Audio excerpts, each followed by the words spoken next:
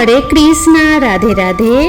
नमस्कार दोस्तों, आप सभी को सावन पूर्णिमा की हार्दिक शुभकामनाएं।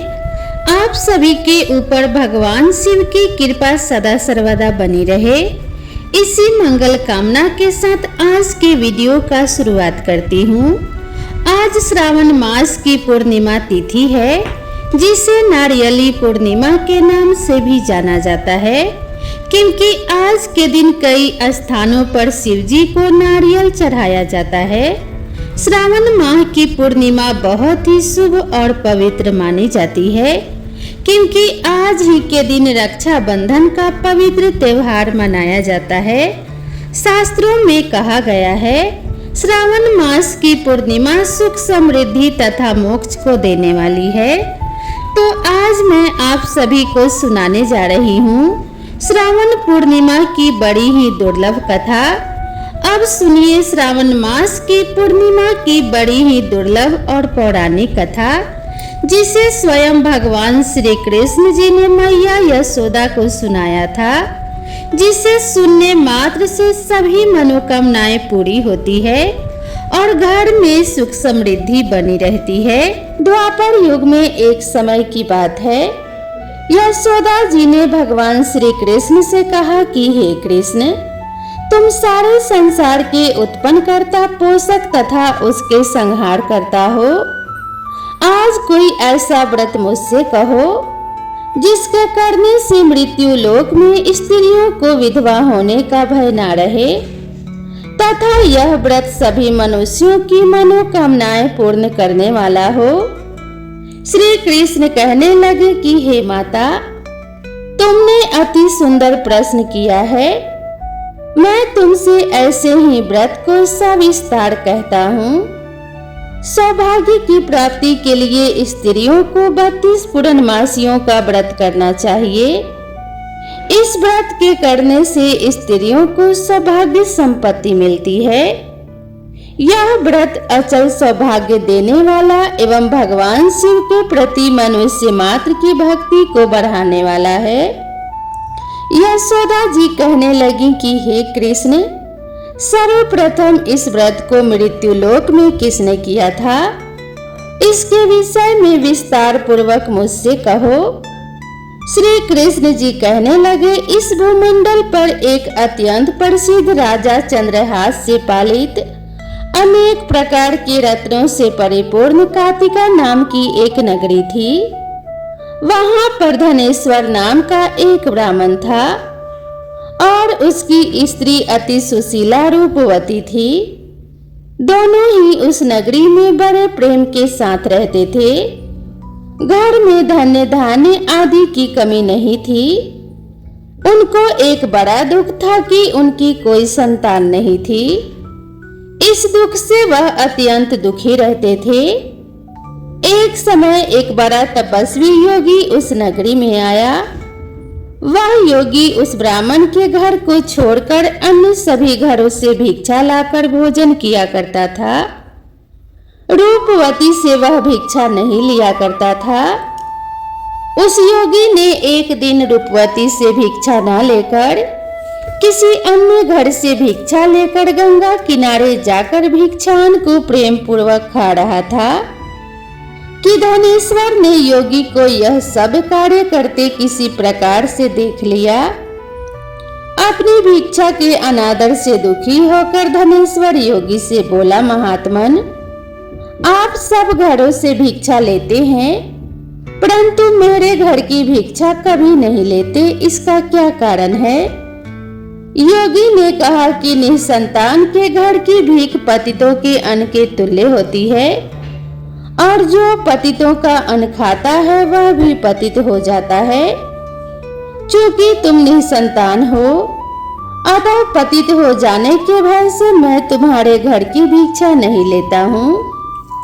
धनेश्वर यह बात सुनकर अपने मन में बहुत दुखी हुआ और हाथ जोड़कर योगी के पैरों में गिर पड़ा और आर्त भाव से कहने लगा कि हे महाराज, यदि ऐसा है तो आप मुझको पुत्र प्राप्ति का उपाय बताइए। आप सर्वज्ञ हैं, मुझ पर अवश्य ही यह कृपा कीजिए। धन की मेरे घर में कोई कमी नहीं, परंतु मैं पुत्र न होने के कारण अत्यंत दुखी हूँ। आप मेरे इस दुख का हरण करें, आप समर्थवान हैं। यह सुनकर योगी कहने लगा कि हे ब्राह्मण, तुम चंडी की आराधना करो। घर आकर उसने अपने स्त्री से सब वृतांत कहा और स्वयं तप के निमित्त वन में चला गया। वन में जाकर उसने देवी चंडी की उपासना की और उपवास किया।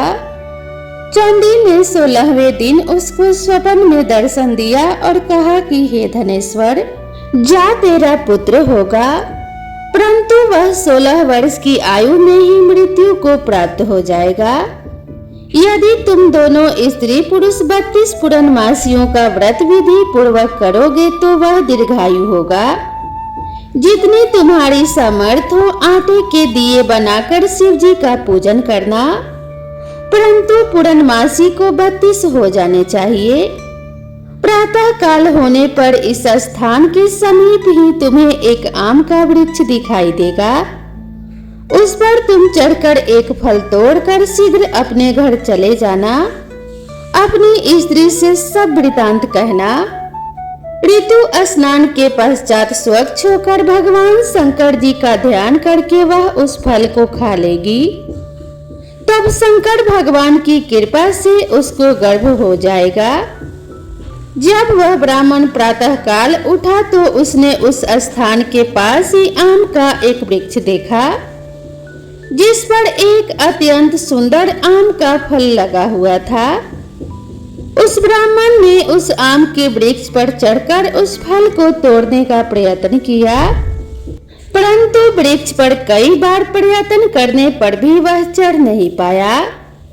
तब तो उस ब्राह्मण को बहुत चिंता हुई और विघ्न विनाशक श्री गणेश जी की वंदना करने लगा कि हे दयानिधे, अपने भक्तों के विघ्नों का नाश करके उनके मंगल कार्य को करने वाले, दुष्टों का नाश करने वाले, रिद्धि सिद्धि के देने वाले, आप मुझ पर कृपा करके इतना बल दें कि मैं अपने मनोरथ को पूर्ण कर सकूं।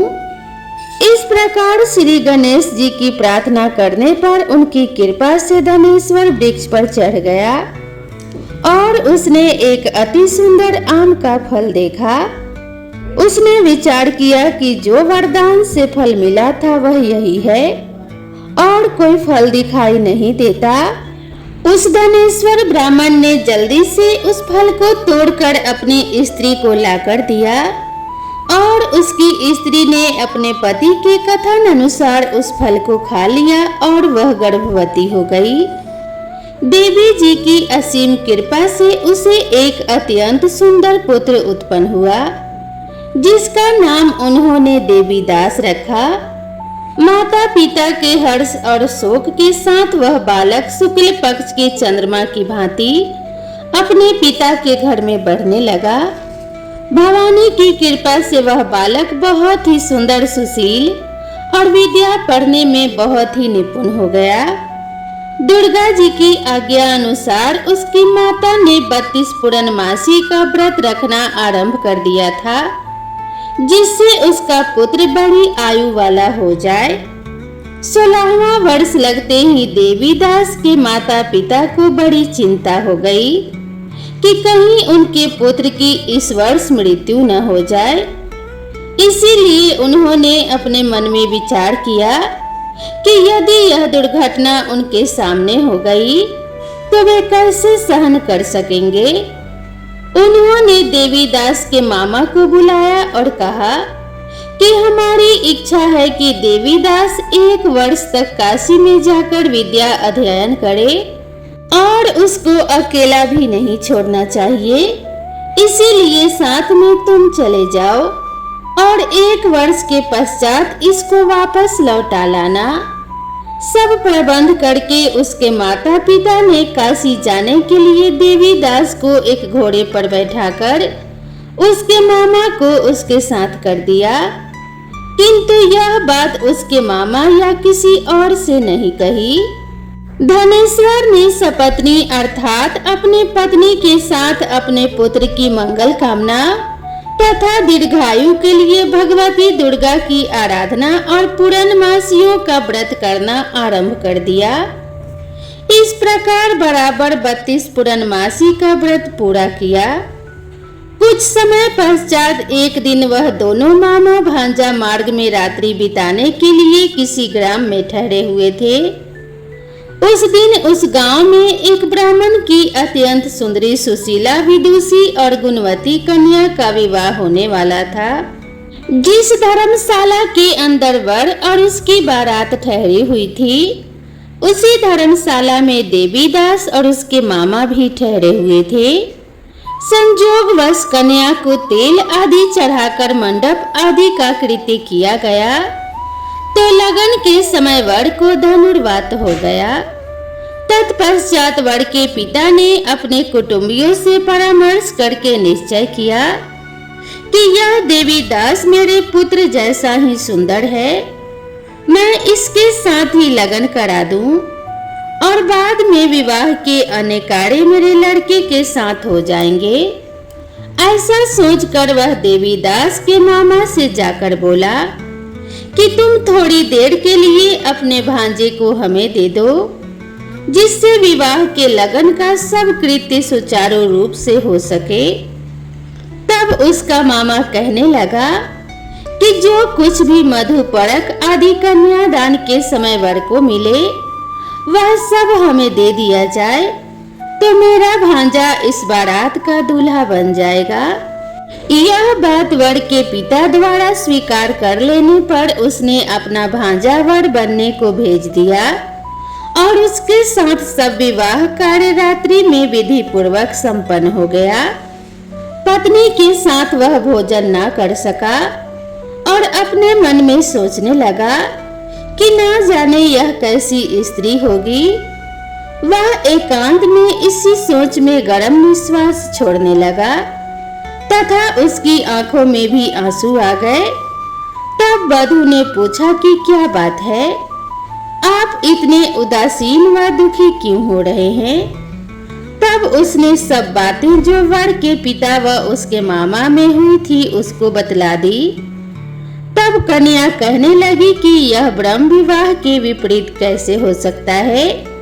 देव, ब्राह्मण और अग्नि के सामने मैंने आपको ही अपना पति बनाया है, इसीलिए आप ही मेरे पति हैं। मैं आप ही की पत्नी रहूंगी, अन्य किसी की कदापि नहीं।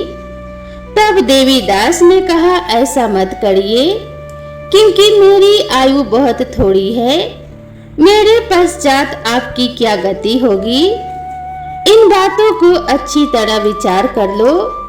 परंतु वह दृढ़ विचार वाली थी, बोली कि जो आपकी गति होगी वही मेरी गति होगी। हे स्वामी, आप उठिए और भोजन करिए, आप निश्चय ही भूखे होंगे। इसके बाद देवीदास और उसकी पत्नी दोनों ने भोजन किया तथा शेष रात्रि वे सोते रहे। प्रातः काल देवीदास ने अपनी पत्नी को 3 नगों से जड़ी हुई एक अंगूठी दी और एक रुमाल दिया और बोला कि हे प्रिय, इसे लो और संकेत समझकर स्थिर चित्त हो जाओ। मेरा मरण और जीवन जानने के लिए एक पुष्प वाटिका बना लो, उसमें सुगंधी वाली एक नौ मलिका लगा लो, उसको प्रतिदिन जल से सींचा करो और आनंद के साथ खेलो कूदो तथा उत्सव मनाओ। जिस समय और जिस दिन मेरा प्राणांत होगा ये फूल सूख जाएंगे और जब ये फिर से हरे हो जाएं तो जान लेना कि मैं जीवित हूँ। यह बात निश्चय करके समझ लेना, इसमें कोई संशय नहीं है। यह समझाकर वह चला गया। प्रातः काल होते ही वहां गाजे बाजे बजने लगे और जिस समय विवाह के कार्य समाप्त करने के लिए वर तथा सब बाराती मंडप में आए तो कन्या ने वर को भली प्रकार से देखकर अपने पिता से कहा कि यह मेरा पति नहीं है, मेरा पति वही है जिसके साथ रात्रि में मेरा पानी ग्रहण हुआ था। इसके साथ मेरा विवाह नहीं हुआ है। यदि यह वही है तो बताइए मैंने इसको क्या दिया। मधु परक और कन्यादान के समय जो मैंने भूषण आदि इन्हें दिए थे उन्हें दिखाए, तथा रात में मैंने क्या गुप्त बातें कही थी वह सब सुनाए। पिता के कथन अनुसार वर को बुलवाया। कन्या की यह सब बातें सुनकर वह कहने लगा कि मैं कुछ नहीं जानता। इसके पश्चात लज्जित होकर वहां से चला गया और सारी बारात भी अपमानित होकर वहां से लौट गई। भगवान श्री कृष्ण बोले कि हे माता, इस प्रकार देवीदास काशी विद्या अध्ययन के लिए चला गया। जब कुछ समय बीत गया तो काल से प्रेरित होकर एक सर्परात्रि के समय उसको डसने के लिए वहां पर आया। उस विषधर के प्रभाव से उसके शयन का स्थान चारों ओर से विष की ज्वाला से विषैला हो गया, परंतु व्रतराज के प्रभाव से उसको काटने न पाया, क्योंकि पहले ही उसकी माता ने 32 पूर्णिमा का व्रत कर रखा था। इसके बाद मध्याह्न के समय स्वयं काल वहां पर आया और उसके शरीर से उसके प्राणों को निकालने का प्रयत्न करने लगा, जिससे वह मूर्छित होकर पृथ्वी पर गिर पड़ा। भगवान की कृपा से उसी समय पार्वती जी के साथ भगवान शंकर जी वहां पर आ गए। उसको मूर्छित दशा में देखकर पार्वती जी ने भगवान शंकर से प्रार्थना की कि हे महाराज, इस बालक की माता ने पहले ही 32 पूर्णिमा का व्रत किया था, जिसके प्रभाव से हे भगवान आप इसको प्राण दान दे। भवानी के कहने पर भक्तवत्सल भगवान शिव जी ने उसको प्राण दान दे दिया। इस व्रत के प्रभाव से काल को भी पीछे हटना पड़ा और देवीदास स्वस्थ होकर बैठ गया। उधर उसकी स्त्री उसके काल की प्रतीक्षा किया करती थी। जब उसने देखा कि उस पुष्प वाटिका में पत्र पुष्प कुछ भी नहीं रहे तो उसको अत्यंत आश्चर्य हुआ, और जब वह वैसे ही हरी भरी हो गई तत्पश्चात वह जान गई कि वह जीवित हो गए हैं। यह देखकर वह बहुत ही प्रसन्न मन से अपने पिता से कहने लगी कि हे पिताजी, मेरे पति जीवित हैं, आप उनको ढूंढिए। जब 16वां वर्ष व्यतीत हो गया तो देवीदास भी अपने मामा के साथ काशी से चल दिया। इधर उसके ससुर उसको ढूंढने के लिए अपने घर से जाने ही वाले थे कि वह दोनों मामा भांजा वहां पर आ गए। उसको आया देखकर उसका ससुर बड़ी प्रसन्नता के साथ अपने घर में ले आया। उस समय नगर के निवासी भी वहां पर इकट्ठे हो गए और सबने निश्चय किया कि अवश्य ही इसी बालक के साथ इस कन्या का विवाह हुआ था। उस बालक को जब कन्या ने देखा तो पहचान लिया और कहा कि यह तो वही है जो संकेत करके गया था। तदुपरांत सभी कहने लगे कि भला हुआ जो यह आ गया, और सब नगर वासियों ने आनंद मनाया। कुछ दिन बाद देवीदास अपनी पत्नी और मामा के साथ अपने ससुर के घर से बहुत सा उपहार आदि लेकर अपने घर के लिए प्रस्थान किया। जब वह अपने गांव के निकट आ गया तो कई लोगों ने उसको देखकर उसके माता पिता को पहले ही जाकर खबर दे दी कि तुम्हारा पुत्र देवीदास अपनी पत्नी और मामा के साथ घर वापस आ रहा है। ऐसा समाचार सुनकर पहले तो उन्हें विश्वास ही नहीं हुआ, किंतु जब और लोगों ने भी आकर उनकी बात का समर्थन किया तो उनको बड़ा आश्चर्य हुआ। लेकिन थोड़ी देर में देवीदास ने आकर अपने माता पिता के चरणों में अपना सिर रखकर प्रणाम किया और उसकी पत्नी ने अपने सास ससुर के चरणों को स्पर्श किया तो माता पिता ने अपने पुत्र और पुत्रवधू को अपने हृदय से लगा लिया और दोनों की आंखों से प्रेमाश्रु बह चले। अपने पुत्र और पुत्रवधू के आने की खुशी में धनेश्वर ने बड़ा भारी उत्सव किया और ब्राह्मणों को भी ढेर सारा दान दक्षिणा देकर प्रसन्न किया। श्री कृष्ण जी कहने लगे, इस प्रकार धनेश्वर 32 पूर्णिमाओं के व्रत के प्रभाव से पुत्रवान हो गया। जो भी स्त्रियां इस व्रत को करती हैं, वे जन्म जन्मांतर में वैधव्य का दुख नहीं भोगती और सदैव सौभाग्यवती रहती हैं। यह मेरा वचन है, इसमें कोई संदेह नहीं मानना। यह व्रत पुत्र पौत्रों को देने वाला तथा संपूर्ण मनोकामनाओं को पूर्ण करने वाला है। 32 पूर्णिमाओं का व्रत करने से व्रती की सब इच्छाएं भगवान शिव जी की कृपा से पूर्ण हो जाती हैं। तो एक बार प्रेम से बोलिए, भगवान श्री कृष्ण की जय, भगवान शिव और माता पार्वती की जय। तो दोस्तों, भगवान शिव और माता पार्वती की कृपा आप सभी के परिवार के ऊपर बनी रहे। भगवान श्री कृष्ण और राधा रानी की कृपा से आप सभी के घर में अन्न के भंडार भरे रहें। इसी मंगल कामना के साथ आप सभी से विदा लेते हैं। वीडियो कैसी लगी कमेंट करके जरूर बताएं और कमेंट बॉक्स में जय श्री कृष्णा लिखना ना भूलें। तो दोस्तों, अगर आप सभी इस चैनल पर पहली बार आए हैं तो चैनल को सब्सक्राइब कर लें और इस वीडियो को अपने सभी परिवार और मित्रों के साथ शेयर करना ना भूलें। तो मिलते हैं इसी तरह की नई कथा और नई कहानी के साथ। तब तक के लिए राधे राधे।